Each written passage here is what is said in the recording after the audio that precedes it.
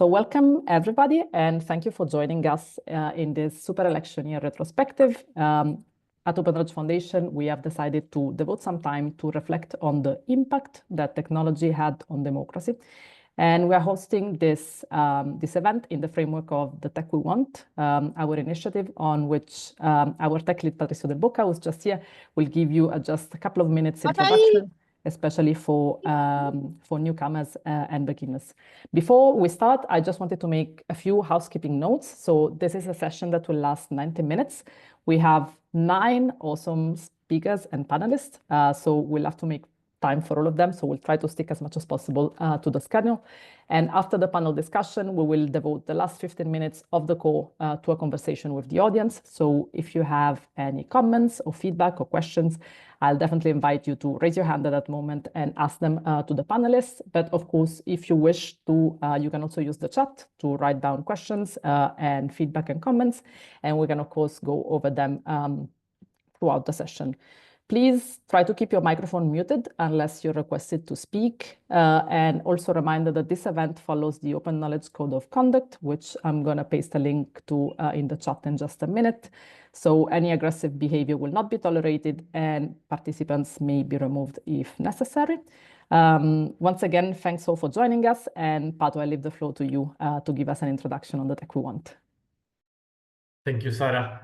Just a small, quick introduction into the Tech We Want for all the newcomers here, or the ones that are new to the space. The Tech We Want is an initiative that we have in the Open Knowledge Foundation, which is a space to debate on the way that we are building technology in the current days, mostly to try to find better ways to build it, more sustainable, more accessible, more affordable technologies. Sometimes, like, we feel like that the trend that technology has taken into the last in the last 10 years maybe is not like suitable for like small organizations, small governments.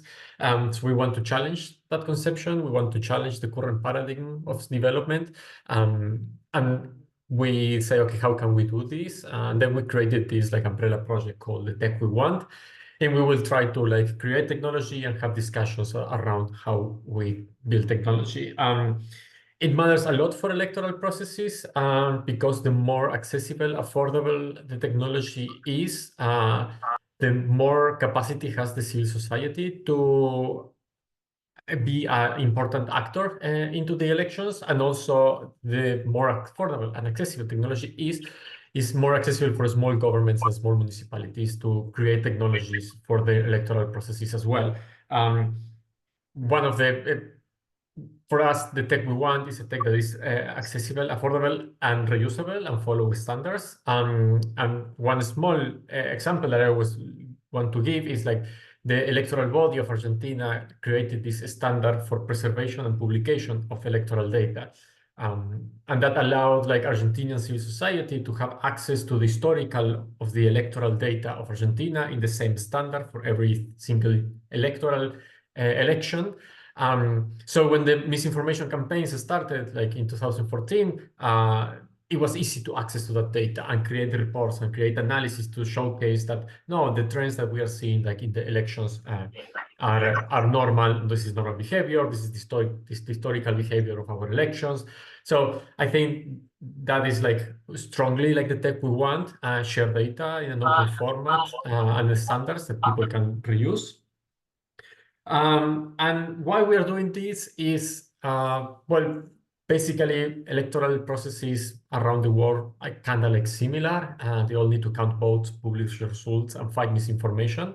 So last year we started like a couple of roundtables to try to like get together like a community, to try to understand what everyone around the world was doing, and to try to share knowledge about it and share initiatives and create a small community around electoral processes. And this year we say, okay, the electoral year finished, let's do like a retrospective and see what happened in that year. So that was like a small introduction to understand what's the tech we want and why it's important for electoral processes. Back to you, Sarah. Thank you very much, Patricio. And absolutely, one of the things that is very clear to us is that elections are really a cornerstone of democracy. But of course, as anything, they're not immune to the challenges that, you know, the rapid change of technology poses. And basically from digital voter registration system, combating misinformation, ensuring secure, transparent electoral processes. The role of technology really was big in the 2024 election and maybe unprecedented. And that was particularly important because 2024, as we all know, has been a super election year with 3.7 billion voters in 72 countries around the world going to the ballots. And basically towards the end of the year, when we were after following the Tech We Want Summit, which kind of like launched this initiative that Patricio was talking about, we started thinking a little bit about the next steps. And while I was having a conversation with, I'm actually the International Network Lead at Open Knowledge Foundation. I never introduced myself. But basically, when I was having a conversation with all the regional coordinators, one of the things that we thought about was, okay, since this happened, why don't we do a kind of like retrospective and think about how technology actually shaped the electoral processes worldwide in this super election year 2024. So here we are, basically like this is where this is coming from. And we're really happy today because we have some amazing speakers that joined us to have this discussion today. So I'm quickly going to introduce them all so you all know them. And then we're going to definitely jump into the panel discussion. So we have today with us Alejandra Padilla, who's a data journalist. She's the co-founder of Serendipia, which is a data journalism independent project in Mexico. She has been a reporter for a long time, and she has published data-driven stories that are focused on many different things, among which violence against women, Mexican justice system, and corruption. We also have Emmanuel Gyan, who's a freelance fact checker with Fact Check Ghana, which is an organization that is committed to combat misinformation and promoting truth in public discourse. Emmanuel's work is basically not only to work on debunk false narratives, but also to empower citizens to make to make informed decisions. We also have with us Juan Manuel Casanueva, who's the CEO and co-founder of SocialTIC, which is a Mexican nonprofit that trains on the use of internet technology for the purpose of transparency, accountability, citizen participation, open data, digital security, and privacy. We also have Julia Brothers, who's the Deputy Director of the Election and Political Processes at the National Democratic Institute for International Affairs. Julia has worked in over 20 countries, leading electoral assessment and electoral integrity projects. She's an expert in parallel vote tabulations, open election data, voter registration, observer right, and more in general on the role that new technology and digital media have in the electoral processes. We also have Miazia Schüler, who's a researcher at AI Forensics, where she focuses on digital methods and algorithmic injustice. Miazia contributes to algorithmic scrutiny and platform accountability, and she navigates in her work at the intersection of technology, society, and justice. We also have Narcisse Mbunzama, who's the regional coordinator of the Open Knowledge Network for the French-speaking African countries. He has several years of experience working on issues that relate with open data, AI, disinformation, and has worked on the role of technology in elections across sub-Saharan Africa. We also have Olusegun Onikbinde, who's the co-founder and director of Budget, which is a civic tech organization focused on enhancing fiscal transparency and institutional accountability in Nigeria and in Africa more broadly. And he's also a member of the Open Knowledge Network. We also have Setu Bandwadiai, who's a policy practitioner. He has worked on the impacts of technology on society in the majority world. Setu has worked in many different civil society organizations, research institutions, and is currently serving the role of regional coordinator for Asia for the Open Knowledge Network. And last but not least, we have Sim Rowe, who is the CTO of Democracy Club. He has over 15 years of experience in civic tech, open data, government, and technology. Sim founded Democracy Club back in 2014, which basically opened up online civic spaces that provide nonpartisan platforms that enable citizens to scrutinize, evaluate, and engage with politicians and candidates at the elections.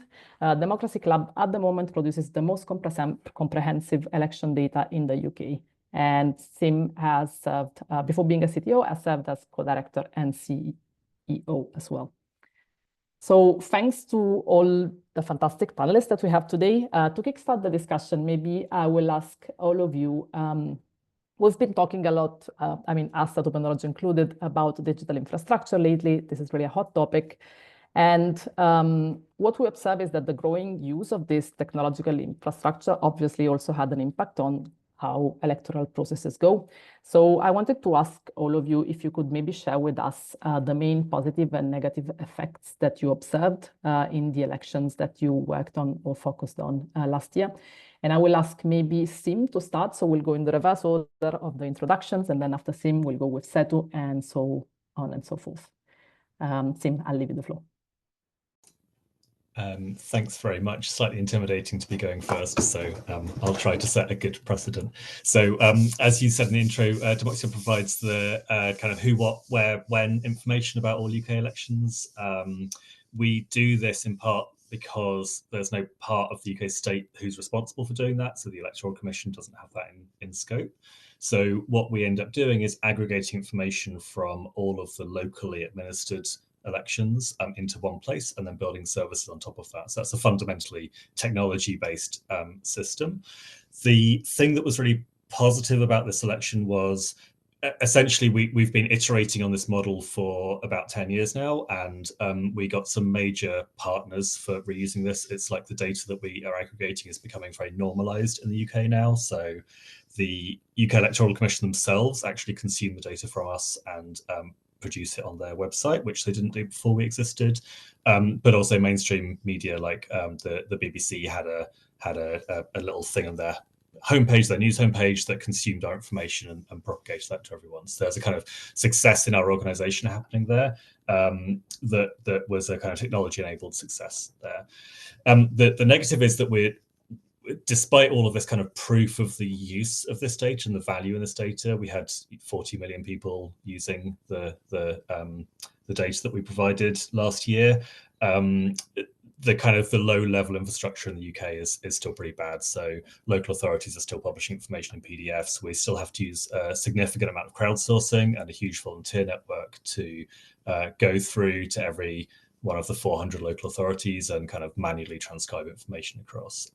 We haven't really seen that change significantly, and there's kind of no energy for change there at all. So that's a kind of, we're sort of a bit stagnant in that regard. The last thing is something we've been dealing with today actually is we had boundary changes in this election, for this parliamentary election, and the official statistics agency messed up identifying the boundaries so much that they in some cases issued more than one identifier for identical objects that they had themselves created. This caused tremendous confusion and disruption, as you could imagine, because some people used one cut of the data and some people used another cut of the data. How that happened, I don't know, but it kind of as a sort of canary, as it were, in the sort of data quality mine, you're thinking there's something deeply going wrong there at the UK statistics level, and that was a kind of a major issue in terms of the quality and reliability of what they're publishing. So I think I'll wrap it up there because I don't want to go over my time. So.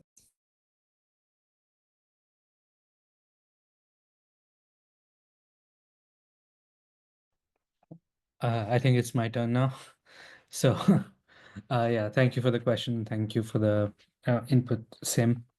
I think the 2024 elections demonstrated both opportunities and challenges which are posed by technological infrastructure in electoral context. I'm going to speak a little more broadly, not just about India or like Asia in general. I think there were a lot of positive developments, like how platforms collaborated with electoral bodies to combat disinformation. I mean, it's for us to see and us to judge whether it worked very well or not. So one example I can think of right away is the collaboration of platforms with the Superior Electoral Court in Brazil. The collaboration was intended to remove harmful content in real time, and identify election-specific ads which linked voter to verified information. At the same time, AI was used to develop engagement and improve accessibility. Encrypted platforms were used to give and provide electoral process information, and also connect more people in the low internet bandwidth regions. But at the same time, as I mentioned, there were significant negatives. For instance, deepfake technology was used to create very, very realistic videos targeting political candidates, especially women, with fabricated scandals, doctored speeches. This happened. Sorry. I think that. So yeah, this happened across the world. I noticed it in India, but then there were cases in Brazil, in Singapore, and a bunch in South Africa, bunch of places. Uh, and when it comes to infrastructure in the rural areas, particularly in developing countries, platforms struggle to moderate vernacular content. So places where there is a lot of linguistic diversity, places like India or parts of Africa, where it left large populations vulnerable to targeted misinformation, which of course impacts democracy tremendously. There were layoffs in trust and safety teams, and uh, finally, I think the internet shutdowns during elections, uh, um, with the pretense of maintaining security, were disproportionately affecting marginalized communities and stifled voter engagement, including hindering journalists, election monitors, civil society groups on reporting electoral malpractices around the world. Some of the cases I can cite are in Pakistan and Ethiopia, and yeah, that's for my time. I will pass it on to the next speaker. Yes. Thanks, Satu. Olusegun, up to you.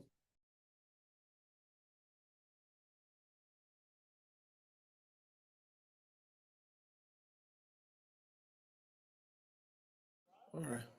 Can you hear me well? Yeah, perfect. Well, so thank you so much. It's a pleasure today to speak with you and talk about my experiences in Nigeria. And I think we also do some work in Ghana recently. So I would also speak about some of the efforts we've put in across West African region specifically. How we've applied election work is from a data perspective, to at least be able to aggregate data systems from election polling units. Unlike what you find in Europe and the US, there's always huge contention around irregularities, malpractices in Nigerian election processes, or even across Africa. So it's always very important for us to be able to build like a third-party data monitoring system, just to be able to triangulate and be able to provide some very direct insights about where abuse or corruption or malpractices or fraud or rigging is happening. We built this with a platform called CivicHive, and we also extended that to Ghana in recent times. A few things I've learned before I even talk about technology is that the way elections happen is representative of a country's culture. I mean, the country's culture and governance systems and how the maturity of its governance system also determine the direction of its election. We did some work in Ghana, and we were really impressed about the level of democracy in Ghana, because it's far more advanced than Nigeria, and the elections were seamless and easy. So it was easy to put technology in the middle of things like that. And when we also think about technology, it's also not just high-tech technology. Sometimes it's just low-tech technology in terms of a way to able to and deliver trust. I think this will come to my point about what are the positives. Positives with technology is that you can decentralize access to information as much as possible. In some sort of way, there was always a belief that public authorities had the wholly sole right to be able to either count results, either disseminate information, either be third-party election ID monitoring systems and all of that. But with technology, even with civic technology, you can broaden the access, because wherever you find public authorities are not able to get to, you can get the access citizen as much as possible. You can build third-party monitoring systems. The other thing also is that it's also a chance for people to build trust in some sort of way. Especially in Nigeria, there's a low level of trust in what exactly government is putting out there. Also because election results come across, people expect something else and they get something else. And so they're looking for how best can they use technology to be able to understand where the exactly gaps are. And so technology has been able to help that. So people now have more trust in alternative technology systems. There's a two-group called Athena and Civica who are building some form of collaboration together to really deepen the data analytics works in election in Nigeria. And the third thing also you can also is the ease of access. I mean, for a long time, it was almost more difficult to validate, to verify, to check things. And I'm talking about GovTech at this point. People just wrote numbers, people just thumb printed, and people just inflated numbers as the one. As we began to adopt more technology, we've seen that in some sort of way, those kind of validation and accreditation systems are beginning to improve. It's not perfect, I won't lie, but it's up to the accreditation systems in a country where, and most countries where you have multiple ID systems, where you are not certain about what anyone is using to vote. But there are also negative elements in terms of how people apply to use technology. There is always a huge suspicion of how there's an opportunity for abuse or for fraud or for cybersecurity attacks and things like that, because we have seen scenarios like that before. In the last election in Nigeria, there was a huge expectation that a data gathering platform called IREV was going to be used to collate the election results from the polling unit. So it was going to be like an aggregation platform for people. That platform, as we heard, was attacked with DDoS attacks, and definitely they also did not have the server space to cope with the high interest of Nigerians on an election day. So what you had is that the systems crashed, and just because they claimed that there was multiple cyber threats to that platform. Invariably, people now defaulted to our own platform, which was the third-party monitoring platform, to gather the election. But we couldn't be as fast as what the government was trying to do. So there's still a huge suspicion around cyber threat, attacks, and things like that. The other element also is also privacy. People are worried a lot about putting their information in technology systems in as much as possible would lead to a bit of compromise if institutions are not strong. And now we have seen that happen before, where the data leaks by government and things like that get to happen. So people are not certain that the data is in a secure, in a solid environment. And that creates a lot of suspicion around people embracing technology as much as possible. The positives effects, to be honest, we outweigh the negative, but the challenge is that there's huge suspicion across board. Thank you. Thank you very much, Ruseun. And Narcisse, you're up next.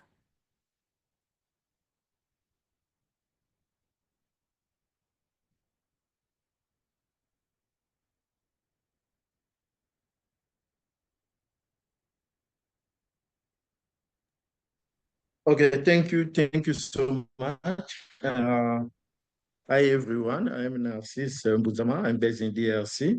So I want to share with you some my experience in the last election in DRC, where we have seen some positive and negative effects of technology during the process and of election.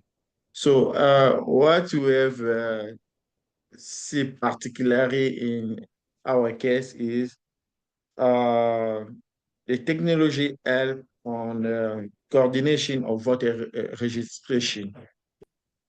100 million people without technology, it's very difficult to collect data, for instance, for all voters across the country. So it helps us to collect more easily data and also to better manage data. One has lost the card. It can, because in Congo we don't have an ID card right now. So what they use, most of people to present as an ID card. So in case that someone have lost the ID card, the voter card, it's more easy for them to go back to the election body office to get the new one, because they have just all the data from the voter in the system. So it helps also improve communication, because the country is very large and we have some place where we don't have access to communication, like normal phone line. And by using technology, we get more easily access to for example, to the office from election body in different area. So the negative side of this technology is it's easily, for example, in Congo, we are not a democratic country, and it's easily, for example, for the electoral. So because they have a control over the server and all materials, so they can manipulate the data in favor, for example, from the government or for someone that they want to support. The second one is the security vulnerability and of electronic voting. Because when, for instance, people are voting in a specific area, and all this data will be sent in the same server, and we don't know who is going to manipulate this kind of data. And even when they are transmitting the data, we don't know if it can be some hackers can manipulate this data, or how the situation will look like. So we have, for instance, the case that a given office, election office, say that there have been 20 people have did that. Instead of 20 people, you can find like 200 people have been voting in this office. So that means that this data has been manipulated, and in the most of cases, in favor of the government or the regime on place. So that means that is the very negative effect of this kind of technology during election. We see exactly that data can be manipulated. So we don't trust exactly the information that has been sent to us, or the data what has been collected and sent in the central server. We don't know if it is true or no, but we don't know if there is some security risk, but we can constate that if you do a good analysis, case of DRC, at the end, the electoral vote office have refused to show the data that they have been collecting on the ground and the data that we found on the server, because there is some gap of the data in the both sides. So this is what I can say globally about the situation in DRC. Thank you. Thank you very much, Narcisse. And it's interesting how we're already seeing some threads here studying, there's a lot of like issues around trust and irregularity claims, and the way the data is produced has also seemed brought up. But Miazia, I'll let you speak a little bit about this. Thank you. So yes, my name is Miazia. Thank you so much again for having me today. I work with can you hear me? Yeah, right? Okay. I work with the European nonprofit organization AI Forensics, which investigates influential and opaque algorithms. So what we do is we conduct independent tech investigations to uncover and expose the harms that these platforms cause, or more specifically, the algorithms of these platforms. So in 2024, our focus was on investigating how generative AI tend to compromise election integrity. So we looked at when Gen AI is used to seek out election-related information, and secondly, when generative AI content is used for political campaigning. So in our investigations on large language models, we started with the Bavarian and Swiss elections in 2023, actually. We found that 1 in 3 answers that Microsoft's Copilot gave to election-related questions contained factual errors like false link attributions, false election dates, or outdated candidates, or even invented entire controversies regarding candidates, which obviously all pose major informational and reputational risks. We also found that irregular safeguarding applications, meaning that Copilot avoided answering only 40% of these questions, which have proven to be quite faulty when they do answer. And within the context of the EU and US elections of 2024, we conducted more safeguarding tests on large language models. And we found that Gemini, for example, blocked most of the questions, 98% of the questions. Copilot, it was 50-50, but ChatGPT had 0 safeguards in place. This also widely differed across languages. Unsurprisingly, English was the most consistent language. And in later investigations, we also found that ChatGPT Search, which is OpenAI's soon-to-be published search engine, even linked to banned Russian state-affiliated media like Russia Today. And as generative AI becomes, this primary access point to political knowledge, it's more important than ever, really, to ensure that safeguards are in place and misinformation is avoided during elections, but also beyond. That's why it's absolutely crucial for their moderation layers to be consistent and transparent and accountable.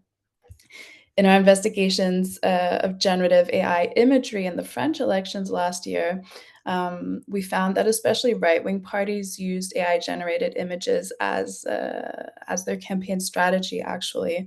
These images were used to dramatize party-specific narratives and sensationalistic topics, particularly amplifying anti-EU and anti-immigrant messages.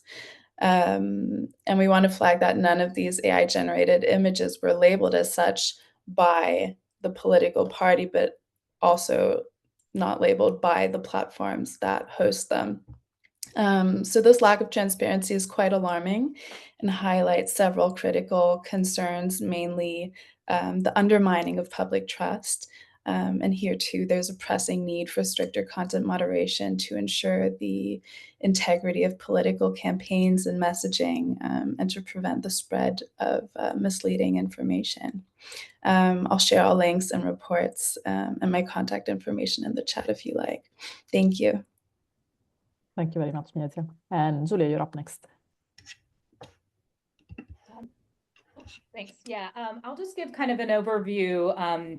NDA works on elections all around the world, so I can talk a little bit about trends we've been seeing in terms of election technology.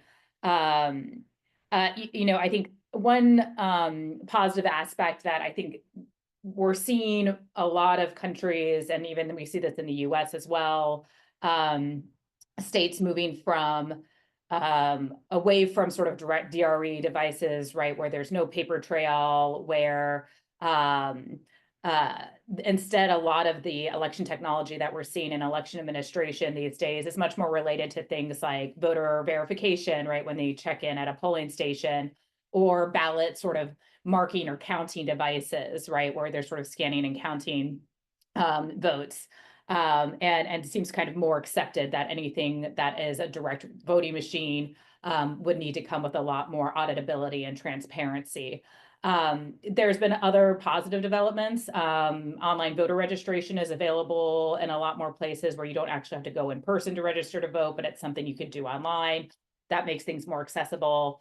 As Patricio mentioned, we're, this sort of using tech to improve access to open election data is a very positive trend that we continue to see as more election management bodies start to really get their online systems in place. But that said, I think there's still a major confidence problem. I think, candidates, political actors, and the public often tend to sort of turn on election technology if they don't like the outcome of an election. It's something that is relatively easy to scapegoat because people don't understand it, because it seems like it lacks transparency. so that's why, you know, this sort of transparency throughout the entire process of like deciding on an election technology, adopting that election technology, procuring that technology, testing that technology, like there needs to be sort of public consensus and transparency throughout that whole process, to really kind of to build that confidence. Because again, I think we still see there could be like vast sort of bipartisan support and broad support for implementing or introducing a new technology into the electoral process, but then you know, after the elections are over, then suddenly nobody trusts it, and they think that was used to rig the elections. And it, you know, even if there is audibility built in, that's still something that's really difficult to get over that public confidence hump. And I think one of the issues there is also this communication with the public about what is this election technology actually solving for, right? Like what can it do and what can't it do? You know, a voter verification technology that is looking, you know, that is scanning IDs, like that's going to make sure that maybe you can't, the same ID can't vote twice, but that doesn't mean that it's confirming that the person whose ID it is the one that's voting, right? You know, same thing with all these, you know, these ballot counting devices and things like that. There's just they actually have relatively limited scopes and use, and it's important that that is understood by the public. And why did we introduce this in the first place? And is this actually solving a problem that is a problem? And I think that gets to sort of my last point, which is we are still seeing and continue to see that a lot of the introduction of election technology is still not solution driven and is very much vendor driven. And that, you know, there are people who are profiting, right, off of the purchase of machines to be included in the election process. Again, some of these are fine. Some of them are still really not up to snuff. Facial recognition machines for voter verification are still very bad. And it makes the process longer because they end up having to verify voters in a different way because the facial recognition doesn't work very well. But I think this issue of sort of the vendor-driven process, like that creates some of these public confidence challenges as well. That we really need the EMBs themselves, the election management bodies, to be deciding what are the problems, can technology fix these problems, and if so, how, as opposed to being approached, right, by vendors that sometimes have perverse incentives. We've done a long sort of research and study, which I can drop in the chat, on the sort of the election technology vendor landscape. And, you know, I think there are all these conspiracy theories, right, around these like election tech vendors, and like I don't think that any of these vendors are actually like rigging elections. But the problem is, in our research, there's just no transparency, right? It is very difficult to understand who has shares in these companies. It's even difficult to get basic information like, okay, what were all the elections that you've deployed technology in, right? Let's just like get the list of, you know, your past projects. But I think this sort of issue of ownership and of who benefits from the use of this technology and who's making money from this technology is a real problem. And so I think that that's an area where you know, we should be applying a lot more sort of public pressure on these election tech vendors to, you know, subscribe by some sets of principles and agree to certain levels of transparency around their products. Because again, it really hurts this public confidence deficit that sort of inherently exists anyway. So I'll leave it at that, and happy to chat more about it. Thank you very much, Julie. And I think that one of the questions that you actually asked touches very much upon some of the questions that we're asking ourselves and that are part of like the Tech We Want initiative. Notably, when you said, is the tech that we're using like really solving a problem, or is it fixing something, or is it just adding additional problem? That's something that we constantly ask ourselves as well. So that really resonates with us. So thanks for bringing this up. But I leave the floor to the next speaker, who's Juan Manuel Casanueva. Hi, good to be here. The Mexican National Election Institute is quite one of the country's most solid institutions. So it's quite reliable at the whole in terms of of having the information on candidates and also getting people's votes counted in a quite trustworthy way. Nevertheless, despite having more than a decade of an open data push both from civil society but also from different government initiatives, there are two basic data as an infrastructure challenges still. The first one has to do with candidate data. Candidate data is quite political parties and candidates themselves have to enter their data give their data to the local and also the National Elections Institute. And sometimes that data is incomplete or sometimes not reliable. So the institute does not actually verify or validate the information they give. So sometimes you will find that the open data that the National Institute has for national election candidates is quite leaky, sometimes needs validation, or it's incomplete. So you will find candidates that have copy-pasted their proposals. You will find candidates that don't have their email or contact information, or you'll have candidates that don't even have their accurate or have filled in their social media information. So to have to get a sense of who are the candidates is a great challenge, especially at the local level, because all the local election institutes are even less strict on that data gathering.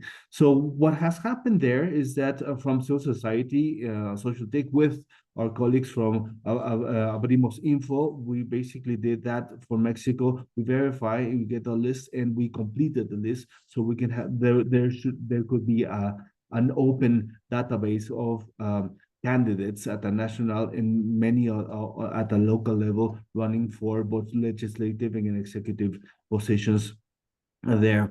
That project has also been done in other countries like Argentina and Colombia to satisfy the need of having reliable open data for actually informed election projects.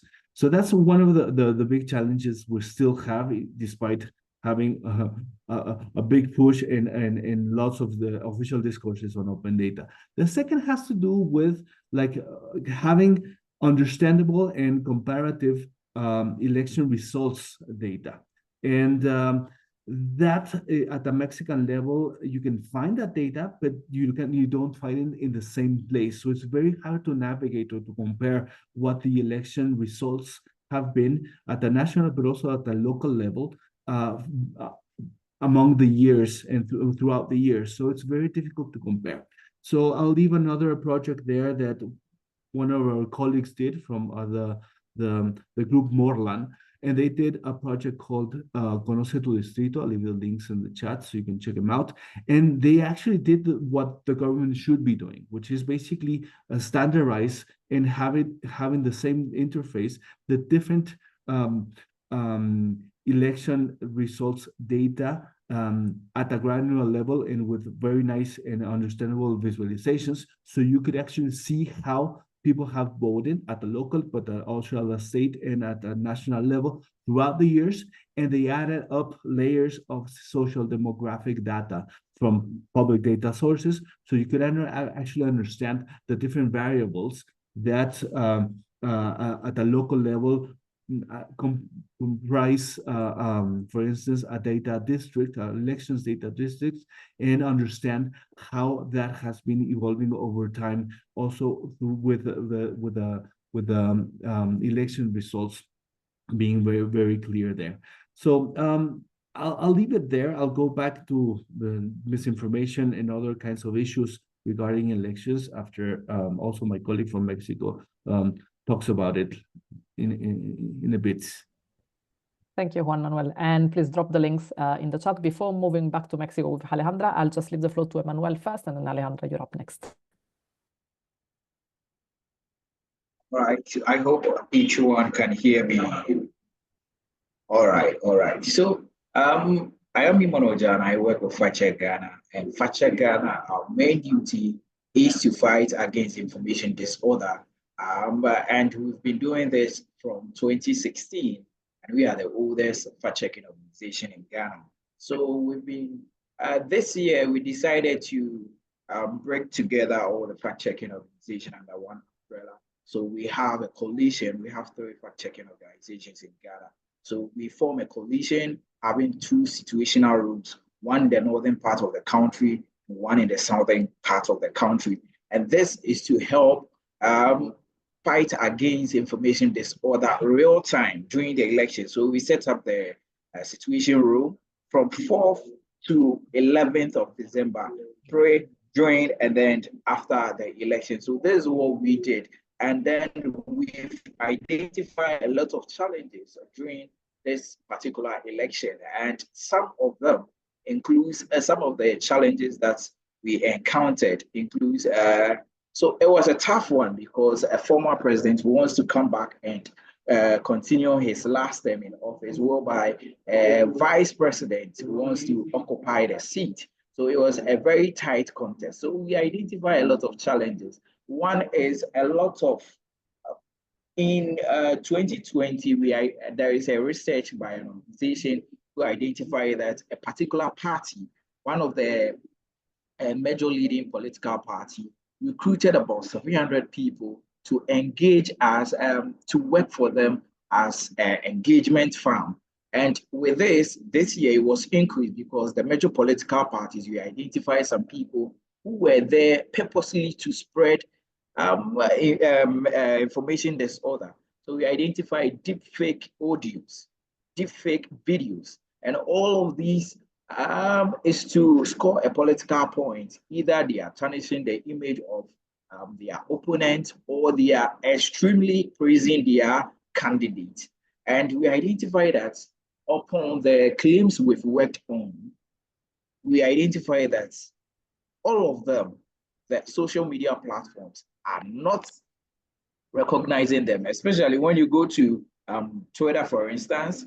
Some of the posts you can see there is community notes, but all our fact check, there was none. So people are eager to reproduce or share or spread the misinformed claim because we've done our report. If the person is not able to get that report, the person is going to spread it. Maybe to that person, it's not his or her intention to do that. So we identify that, and we identify that there were parody accounts whereby they serve as the real owner of that account, but meanwhile, it's somebody who is maliciously using a different account and then trying to spread information that are not verified. And you realize that there were fact cards. So some of the media houses were using fact cards, and this is to help catch the audience so that they can hop onto their website to read a news story. So the misinformation and disinformation merchants decided to use this opportunity to spread false information about individuals, especially their opponents or respectable persons in the society. Realize that cost of fact-checking tools were expensive. Some of the tools that we want to use to verify claims were expensive, so we couldn't afford them. And that is, so when you are to work on a claim and at a point you can't proceed, the claim continues to hang. And if we are not coming forth with a report, people will take it as true. So this is one of the challenges that as an institution or as fact checkers in Ghana, we were confronted with. And I've earlier mentioned that there were engagement firms whereby we track some of the accounts. You realize that they were just, they started the account or created the account sometimes few months to the election. Others, they created them 2012, but they've not been active. But when you monitor their posts, you realize that getting to election, it becomes active. So these were some of the things that we identified during the process. But the rights, there were easy access for individuals to call on us to work on some claims because some people are making some outrageous claims. and they believe in our organization that we can do a wonderful job for them. So quickly they tag us. Whenever you tag us, because we have people working 24/7, we can easily distribute the work to other people to work on it, and that really helped to dispel information disorder, as well as there were easy access to some fact-checking tools. Some of the tools were easy to come by. Some were actually for free. So this one also helped us in our work. And then also we created a common platform with the help of technology. We created a common platform that brought us together. So when there is a claim, we put it on the platform. Those who have the knowledge or the know-how in that particular field, they quickly hop on it. And sometimes because our leads know our strengths and capabilities, we also distributed others into various regions. We have 16 regions. So at least every region is having about two reporters there who verify claims that are not in major cities. So that's what we're doing there. Technology helped us to do this job remarkably. And then also by so doing, we're able to provide real-time results, and then it helped to dispel a lot of disinformation that was circulated on various social media platforms. So I think I will end my presentation and then to proceed. Thank you very much, Manuel. Alejandra, you have next. Yes, thank you, Sarah. Thank you guys for having me, and it's very good to be here with every one of you. So Juan Manuel has already talked about the data in Mexican elections, and he did a great job talking about that. So I'm not going to bore you with the same thing. I would like to talk to you about one specific case about the use of technology in the past election, specifically the presidential election in Mexico. And that's what happened with the vote abroad, with people, with Mexican citizens who live abroad and who wanted to vote in the presidential election in the past June. What happened was very strange, and it actually made the whole process pretty suspicious, because Mexican citizens who live in other countries, they have the chance to vote, but before this election, they had to do it in like in the embassy or the consulate. So they had to travel to get to that place and issue their vote. This time, the Electoral Institute gave them the chance to make this registration online, and they could issue their vote electronically. So that was like a very good opportunity, and people, specifically people who live far away from the places they had to go to vote, they saw it as an opportunity to vote and not have to travel, right? And they could vote from their house. So it was great. Many people registered, and what happened like a month before the election, or less, maybe even less, was that the Electoral Institute said there were nearly 40,000 people, Mexican citizens in other countries, whose registration had been rejected. And this had everything to do with the use of technology that the Institute had made available to all these people. So they were like talking about a fraud, like, oh, they don't want to let us vote because we're not going to vote for the candidate they want, and stuff like that. The reality is that has a pretty much that it was like a conspiracy theory, right? Because that's not what happened. It was a combination of factors. Many people didn't know how to use the technology. They didn't do the registration in the correct way. For example, we talked to a woman in Canada who couldn't make her signature in the same way that her ID has it, so her registration was rejected. And of course, like all the citizens whose registration was rejected said it was a mistake on the part of the government, and the government said it was a mistake on the part of all the citizens. So we thought it was a very good example on how like this technology that is meant to help and to make a process so much easier, it turns out being exactly the opposite, right? And many people like I said, were very paranoid about the government wanting to rig the election. And like, I mean, it wasn't really like that much votes that it could decide the election. But we really hope this is a lesson both for the government and the citizens for next time, for it to like we can do it better from both parts, and the registrations can all go through, because it is also true that not every citizen, Mexican citizen who live in other countries, can make this whole trip to the place they have to go to issue their vote. So I wanted to share that experience, and in the next round, I will talk a little bit more about misinformation and other topics. Thank you.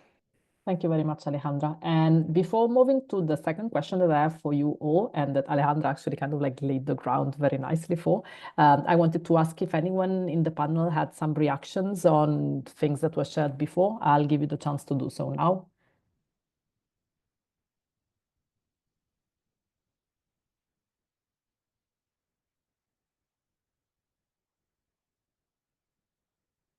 Otherwise, I'll just move slowly to the second question.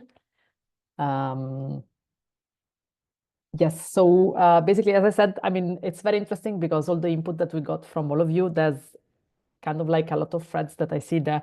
And one that Alejandra also pointed out very nicely is the one about this whole idea of like trust in the technology that is used, which actually gives space a lot of time to, you know, conspiracy theory or like this fraud narrative that we have a lot of time in elections as well, once the result doesn't please us. So my second question for all of you would be exactly around that. So how technology can also be used as a tool to spread disinformation and interfere with elections, which of course has an obvious major effect on democracy. So I basically wanted to ask to all of you whether you could maybe share your observation about that. I will ask you to be very brief about this because of course, I mean, that was predictable that we went slightly over time. And I would like to reverse the order. So we'll start with Alejandra and then we'll go through all the panelists after. Okay, so hello again. Yeah, so I'm going to talk briefly about a project we developed in Serendipia, which had to do with the government plans of each one of the presidential candidates. And I think that's a good example of how we used technology and specifically AI to summarize like huge documents that we know no one nearly is going to read, but it's very, very important information. So we took these PDFs that are like hundreds of pages long. We used AI to summarize them and to categorize them. And then we built this kind of test where you can like answer, I think there were like 10 or 15 questions about your political views in certain topics like gender violence, like environment, economics, stuff like that. And then this tool told you which candidate you shared the most views with. So for example, if I answered it, maybe it told me, oh yeah, you think like Claudia Sheinbaum, who is now our president, or you think like this other candidate. And that was like the idea we had was to make it easier for citizens to get close to these government plans, and maybe after answering all these questions and getting the result, they would actually be interested in reading the whole PDF or maybe the important bullet points we extracted from it and also published in our website. So that's one example of the good things we could do with technology. Unfortunately, like in any election, we also observed that instead of focusing on what the candidates said they were going to do, people still they fell into this misinformation and disinformation very easily. I mean, they were less interested in reading what they said their view for the country was, and more interested like in all this gossip around the elections. So in Mexico, we still had a lot of misinformation, a lot of fake news about each candidate and the stuff that were happening in the electoral process. Even the day of the election, there were fake news about like things being stolen and stuff like that. So even though we wanted to make a good use of the technology, we saw that misinformation kept getting spread. And well, I think we have to work much harder as a society to don't let that happen in the next one. Let's see if that works. Thank you. Thank you, Alejandra. What about Ghana, Emmanuel? Well, Ghana, for instance, there were conspiracy theory, hate speech, and other forms of disinformation, information disorder. So mainly, sometimes they are not necessarily telling you that this is what I want to do. I mean, the politicians and their followers, but rather they want to paint the other candidate black. So when they are doing so, they use platforms, social media platforms. So some people were even asking us, how is our work relevant to those who don't have access to internet? And we have to explain to them that probably they are having a daughter, a son, living in the city. When you call your son or your daughter, maybe you are talking about politics, definitely your son or your daughter or your relative is going to explain some of the policies to you. So if the one using smartphone or is connected to the internet is not able to understand that some of the issues trending on social media are mainly propaganda, they are mainly for disinformation and misinformation, then you are going to transfer that unverified information to your mother who is not having access to the internet. That is one of the issues we encountered, as well as we also identify that at a certain stage, we are thinking that the prosecution of those who involve themselves in disinformation and misinformation should be prosecuted, because there were a lot of people on social media doing that. Although we will work on it, but we can't cover all the areas, because some of the information you need to counter the false information or narrative, sometimes it's quite difficult because you need to get access to government data to back it. But within that period, it's quite difficult to get all this information and then come out with a conclusion that this information is true, this information, there is some level of inconsistency, there is some level of verified truth in this particular information. So generally, this is how we're able to battle everything out in the country. Thank you, Emmanuel. Now back to Mexico with Juan Manuel. Well, in the past Mexican elections last year, we did not see major deep fake or AI-driven misinformation or any kind of campaigns. There was actually one that there was a very flawed use of AI by one of the candidates, which actually backlashed against her. And that was pointed out, but also it was not a very well executed AI thing. It looked faked, and that was not effective. Nevertheless, as Alejandra mentioned, yes, I mean, this misinformation and lots of conspiracy theories and fake news regarding different candidates is now part of the ecosystem in terms of election, and especially all the other candidate wars. And one of the key, I think, factors there is not entirely the media, but mostly influencers. One of the things that have evolved, at least in the media sphere in Mexico, is that there are lots of influencers and pseudo journalists being aligned to different political parties, and they are the ones that are trying to sometimes influence different people regarding political views and candidates and different parts of other things, and taking advantage that common people, especially in younger generations, are not following traditional media and journalism. So that's one of the big challenges. Nevertheless, I mean, looking forward, I think as AI becomes much more efficient and better, I think that we will also be prone to see very much more sophisticated misinformation and deep fakes in electoral context. And just to point out also what Alejandra mentioned is that in terms of using the tech positively, I think that the reach and the ambition that sometimes government and civil society have is very, very, very low in comparison to what like mostly election agencies and political agencies are doing in terms of investment, but also in terms of creativity and ambition in trying to reach out to massive audiences and people. Thank you very much, Juan Manuel. I'll hand it to Julia now. Thanks. Yeah, and just I guess kind of an overview of what we've seen around the world in 2024.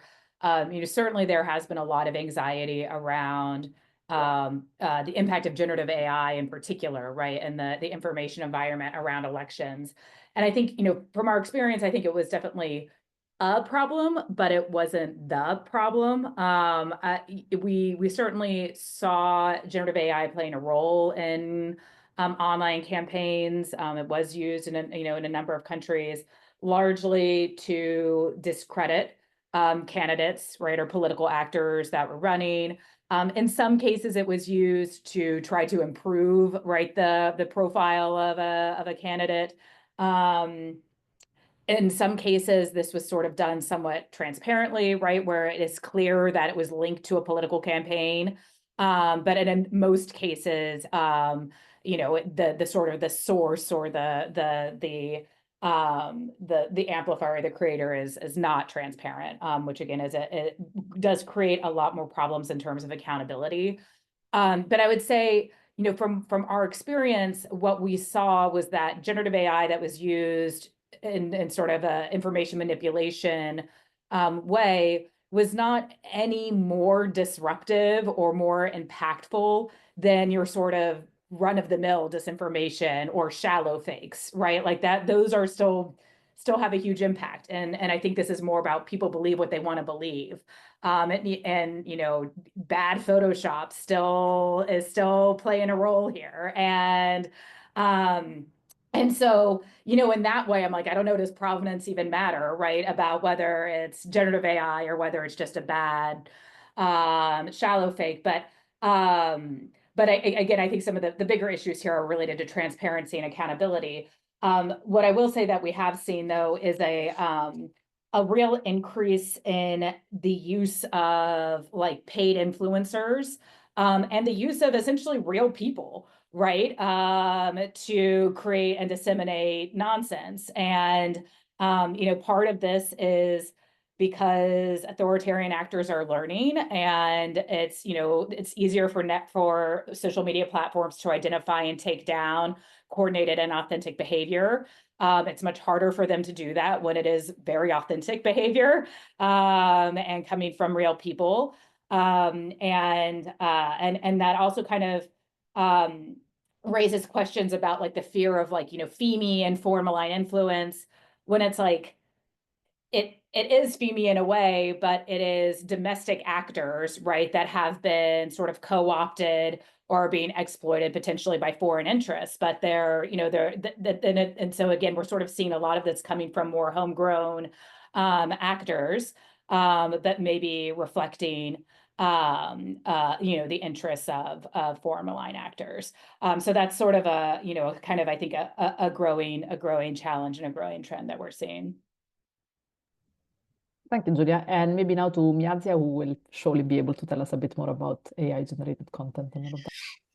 I don't know if I can tell you more about it, but I suppose I can piggyback off of it a little bit. And I mean, I suppose that, the crucial, democratic risk that, we all share is, the risk of misinformation, disinformation, false narratives, or like source misattribution, as our research has shown, providing inconsistent and therefore insufficient moderation truly is an issue. So while we know that like generative AI, language learning models are to an extent unreliable, they can nonetheless cause serious risk when the outputs just relate to really sensitive topics such as electoral processes.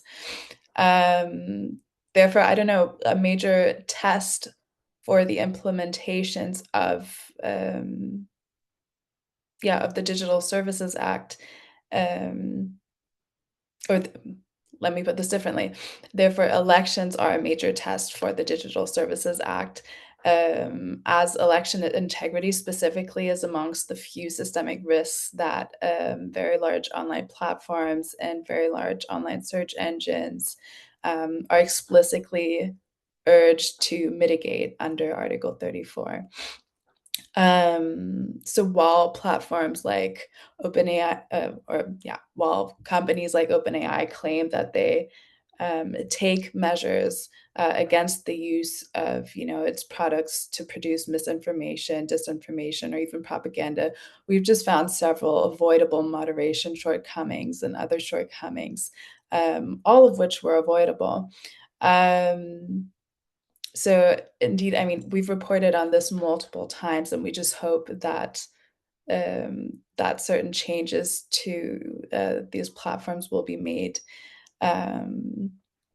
in the future, and that the companies simply will not release products that are not safe, especially close to elections. Another crucial risk we see when it comes to using Gen AI for political campaigning is the kind of uncontrollable online dissemination of these compromised political messages that are perceived through these AI-generated images, which we believe can highly distort the political perception of our voters. We believe that it's not only the voters' right to be served reliable and authentic political information, it's also their right as a user to be made aware of the type of political content that they're consuming online. And I think that our research just kind of highlights the negligence by both political parties and the tech companies here. And for the sake of, transparency and, ethical communication, whatever that may be, we need stricter definitions and enforcements regarding generative AI. And without these more robust measures, I think that we could see an even greater misuse of Gen AI, maybe not this round, but next elections could be a whole different ballgame. And I don't think that the speed of technological innovation should be underestimated in this case. So with that being said, I just want to kind of highlight the importance of also simply not using digital technologies when they cannot be made fair or fair to use. Yeah. Thank you, Miazia. That's an excellent point, actually. I leave the floor to Oluseun now.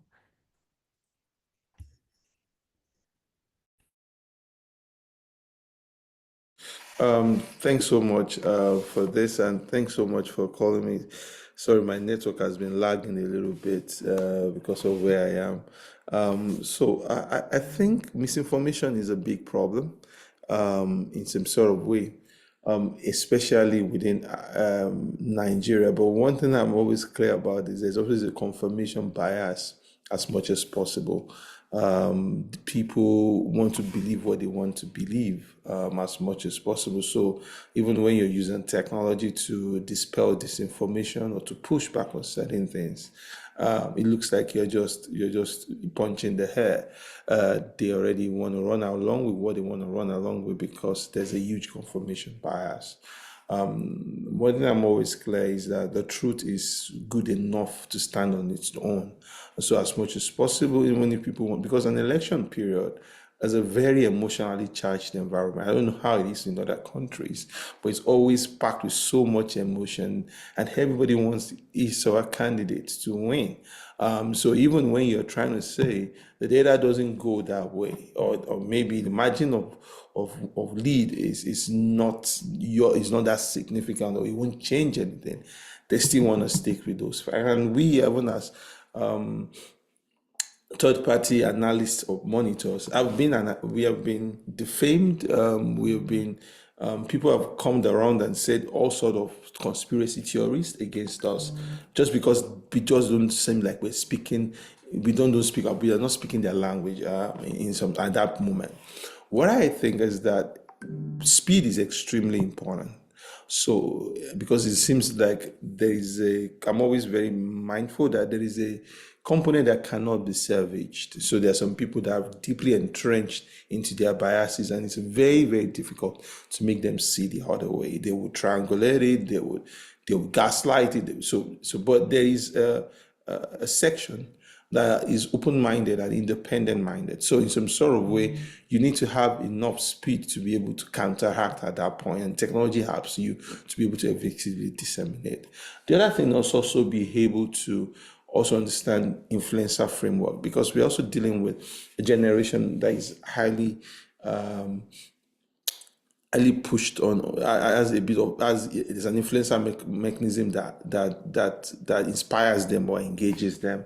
So you also want to be able to look for figures who would some form of informal power within across generations, to make sure that they are also the biggest proponent of those tools that you are building to counteract disinformation. Because if you think you can do it on your own and you gather 10, 20 retweets, and you believe that you have counteracted misinformation or disinformation in that way, you have not just done it, because it's not gotten that traction that should be. So you also must find informal power networks to be able to push this conversation in a much more stronger way.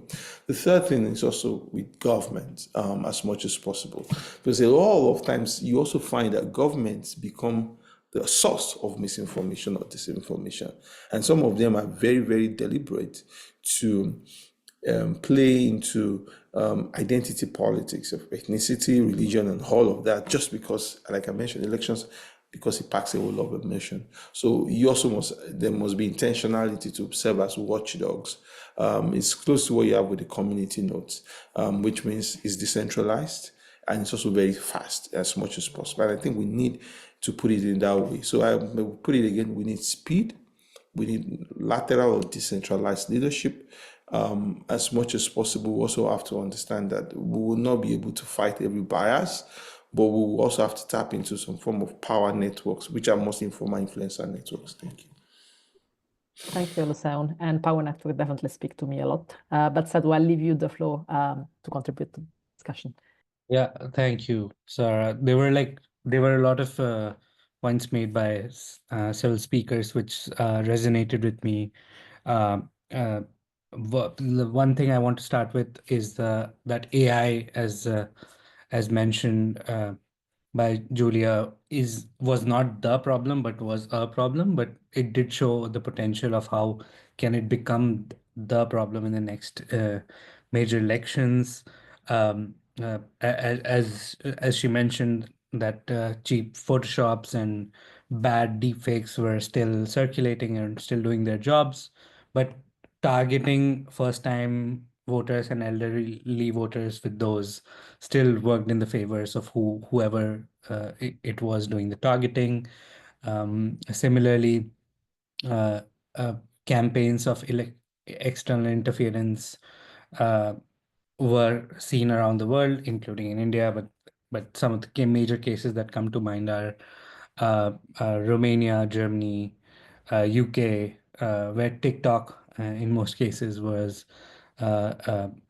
accused of amplifying foreign narratives. And then what didn't help was the lack of researchers having access to data. Until previous elections, crowd tangles and similar tools were still supported by major platforms, and this was probably one major elections where crowd tangle and other similar tools were not available for analyzing how these narratives are evolving, how they are spreading, which probably contributed to a more negative spread of the narratives all over. I also think that the point I mentioned about internet shutdowns did have a significant impact in India, particularly. They were like people got killed on the way to vote, particularly religious minorities, all because of internet shutdowns and technology interferences. And one other point that I heard someone make was about using technology to improve the election process, like using digital voting and other similar technology. India has the largest. It calls itself the largest democracy in the world. Like I think about 650 million people voted in 2024 elections, which is quite a big number. And to do that, a lot of technology is being used, but then there is a lot of concern. There are a lot of concerns about whether it's safe or not, whether it's reliable or not, and there are lawsuits every few elections on what the technology is made of and who's manufacturing these and who's controlling these. So and it is supported by opposition parties and opposition, whoever lost the elections, and is then that same narrative is being transported to all these platforms and amplified significantly. So this was the first time I saw significant questions on whether the voting technology being used is reliable and safe or not. Yeah, those are my 2 cents. Thank you very much, Sadhu. And Sim, I'm curious to know what happened in the UK and what you can bring to us. Yeah, sure thing. So I've got, I guess, 2 caveats. One is the UK, I think, has a very different electoral context to some of the other speakers here, as all different countries do. And also that Democracy Club are not really, we don't get that involved in the political campaigning and communication side of things. So, treat what I'm saying with a bit of a pinch of salt. Having said that, I think we didn't really see major issues with misinformation, disinformation, AI-based things in the UK elections. It's I not the think there note was taker, no, much more. it's my Sorry, colleague next to me. There's much more conversation in the media and worry in advance than we actually saw on the ground. In fact, I think probably one of the biggest bits of misinformation that we did see was spread by a journalist in an actual newspaper. So let's not forget that there's very traditional and old school ways of misinformation that doesn't involve technology. And of course, that's not to mention the politicians themselves who knows. One thing that's interesting, though, based on the time we've spent doing this, is when we first started producing, so our approach is to produce positive information rather than try to combat disinformation. And when we started doing this, social media companies were really accepting and really positive about providing extra information to people about elections. That project from social media companies has almost entirely disappeared now and has gone to preventing threats of misinformation, which I sort of cynically see as a bit of sort of protecting themselves from further regulation from nation states rather than actually addressing real problems that exist in the world. I think there's a sort of anti-regulation thing that they're doing here to try and stop themselves getting into trouble with governments. One example is, Google's essentially their main contribution to the UK election was to prevent the technology that they themselves wrote from talking about the election, which doesn't really feel like a proactive step. It feels more like a sort of protection racket than anything else. One last point is that the US elections dominated everything, and I even though lots of countries and lots of people had elections this year, I think if the US hadn't, we might have seen tech companies and technology Yeah, be we lost very, Julia very in different 15 across the minutes. world. But That's I'm kind of one thing listening. to, 'cause Yes. it did dominate everything. Thank you, Sim, very much. And absolutely, I agree on the fact that we should not forget that there's an old way of doing disinformation that talks to me very much. I'm currently listening a podcast about the Dreyfus affair, and it sounds very actual, although it happened 120 years ago, and there's a lot of disinformation going on there. Anyhow, we kind of like run a little bit over time, but maybe we can still take one question from the public. So if anyone here has a comment or a feedback or a question that they would like to ask, or if anyone on the speakers would like to comment back on something, that's your moment now.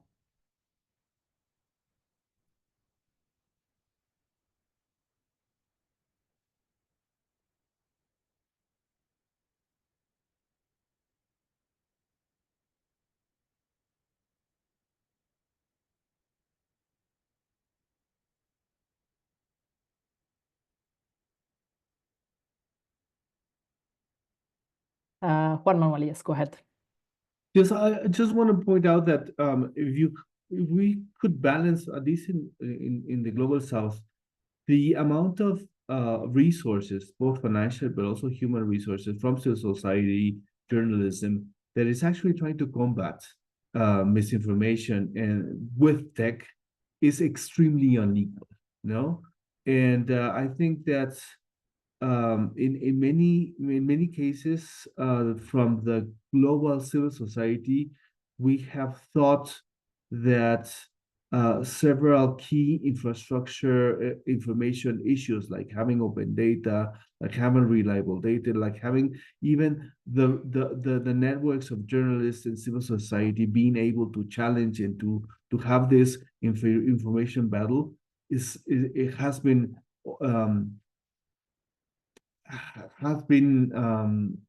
not yet equally supported to face the challenge. No, so I'm pointing that out, and that besides our need to be much more effective with the little resources and the few people that were doing this kind of work and making the tech count, is still a very unequal battle, and I think that we should be much more at least collective in terms of having these efforts. Thank you very much, Juan Manuel. And I think a lot of what you're saying is something that, so at the end of 2023, Patricio here, our tech lead, launched this idea of running a series of roundtables around DPI for electoral processes. And our idea was really to kind of like bring together all the nice initiatives that there are out there and try to sort of like build kind of like bringing together and share a bit more about like the best practices and stuff that is happening elsewhere and that is maybe replicable. So I think there's definitely like something to do there. We'll probably discuss this and see how we can bring it forward, but yeah. We are at time. Emmanuel, you wanted to add something? Yeah, I don't know. I want to ask fellow journalists and then CSOs on the line. I want to ask, right now that Mark Zuckerberg wants to cut off fact-checking, what is your opinion on that? And maybe later I'll also come out with my suggestion. Thank you, Manuel. Who wants to answer this question? Or does anyone has any answer on that very actual topic?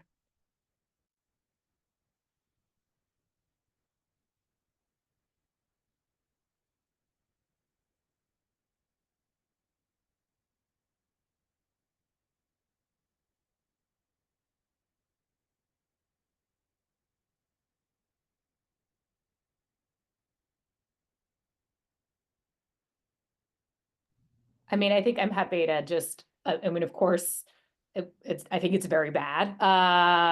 You know, all of these steps backwards that the social media platforms have been taking in terms of, you know, content moderation and you know, some of their their policies around electoral integrity and other issues. But I think to kind of echo some of the other points that have been made, I think, you know, it's these kinds of decisions in tandem with the fact that access to information on these platforms is just so much more difficult to get. And this all just feels like this is all a little bit by design, that, you know, it's like we're reducing fact-checking efforts, but we're also not going to allow ourselves to be put in a position where it's easy to collect information so people can identify all the problems. And, you know, I think it's up to us as kind of community working in this space to continue to apply pressure to, you know, demand more transparency from these platforms, so that even if they're not willing to, you know, build this into their own tools, that there are still people who can hold them accountable. But we can't hold them accountable if we can't get access to information in sort of easy and affordable ways that we used to. Thank you, Julia. And Juan, Manuel, maybe you wanted to add something? And also I acknowledge that we're going over time, so if you have to go, please just feel free to just drop as well.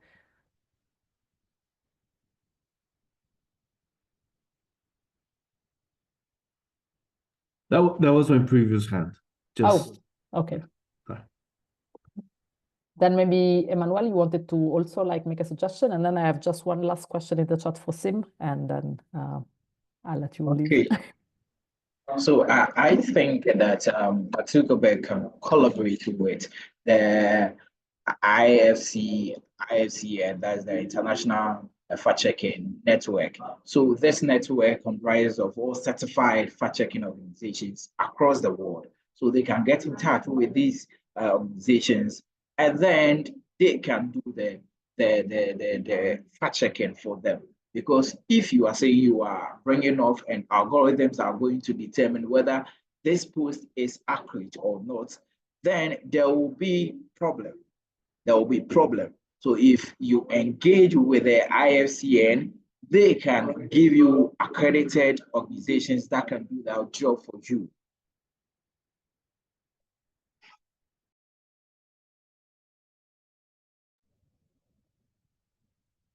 Yeah, that's a fair point. Thanks, Emmanuel, for bringing this up.